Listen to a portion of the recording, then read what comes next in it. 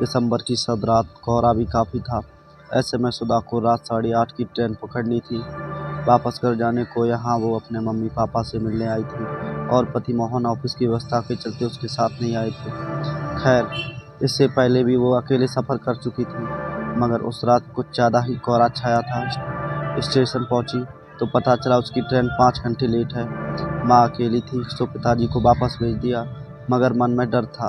अब अकेले स्टेशन पर वो कैसे 5 घंटे बिताएगी। टिकट एसी कोच का था, सो वो वेटिंग रूम में पहुंची, मगर वहां सिर्फ 2 पुरुष थे। वो भय के चलते गेट के पास वाली बेंच पर बैठ गई। कुछ देर में उन 2 पुरुष यात्रियों में से एक उठकर चला गया। शायद उसकी ट्रेन आ गई थी। अब उस कमरे में केवल सुधा और वो अजनबी पुरुष, मगर वो अजनबी चुपचाप अखबार को धीमी रोशनी में पढ़ने की कोशिश कर रहा था। अभी कुछ देर ही बीती थी कि बाहर से कुछ लोगों की आवाज़ आने लगी। शायद उसकी ट्रेन भी लेट थी, लेकिन वो सब अंदर आए तो उनके साथ शराब की बदबू भी आनी शुरू हो गई थी। सुधा को अब कुछ सही नहीं महसूस हो रहा था, क्योंकि हालात ऐसे थे। वो उस कमरे में एक अकेली महिला थी और उस कमरे में पुरुषों की संख्या अब 4 थी। ऊपर से आए दिन समाज में होती रेप जैसी वारदातों से पहले ही मन घबराया हुआ था। अचानक कमरे में पहले वाले पुरुष यात्री ने अपना बैग उठाया और सुधा के पास आकर दोनों के बीच बैग रखकर वहीं बैठ गया। सुधा अब भी खौफ में थी। तभी एक चाय वाले ने अंदर आते आवाज़ दी, चाय गर्म, चाय गर्म। उस पुरुष यात्री ने 2 चाय का इशारा किया। एक स्वयं लेकर दूसरी सुधा को देने को कहा। चाय वाले ने वैसा ही किया। इससे पहले सुधा चाय के पैसे देती, उस अजनबी ने चाय के पैसे दे दिए। समय बीता और ट्रेन की घोषणा हुई। उस अजनबी की ट्रेन आ गई थी। पहले तो वो उठा, फिर बोला, अरे क्या बात है, चलिए ना दीदी, अपनी ही ट्रेन की घोषणा हुई है।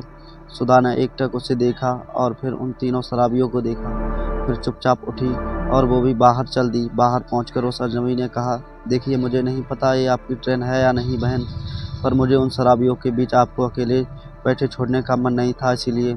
वैसे ये मेरी ट्रेन तो है, अगर आपकी भी है तो आप अपने कोच की तरफ चले जाइए। सुधा ने कहा, जी, ये मेरी ट्रेन नहीं है, अभी कुछ वक्त है, लगेगा, आप जाइए। उस अजनबी ने एक बार कुछ सोचा और फिर कहा, बहन आप घबराइए नहीं, मैं अगली ट्रेन पकड़ लूँगा, मगर ऐसी स्थिति में जैसे हर भाई को करना चाहिए मैं वैसा ही करूँगा। और उसने वो ट्रेन छोड़ दी। कुछ समय बाद सुधा की ट्रेन आई तो उस अजनबी ने सुधा को उसके कोच में बैठने में मदद की और बाहर खड़े होकर ट्रेन चलने का इंतज़ार करने लगा। जैसे जैसे ट्रेन चलने लगी वैसे वैसे वो अजनबी सुधा की नज़रों से दूर होता रहा। सुधा ने दोनों हाथों को जोड़कर उस अजनबी को धन्यवाद दिया और उस अजनबी के लिए अपने भगवान से प्रार्थना करने लगी। शायद आज उसे समाज में होती वारदातों से जो भरोसा, जो विश्वास खो रहा था, आज वापस से उसे वही भरोसा, वही विश्वास महसूस हो रहा था। मेरे दोस्तों, सचमुच 5 उँगलियां बराबर नहीं होती।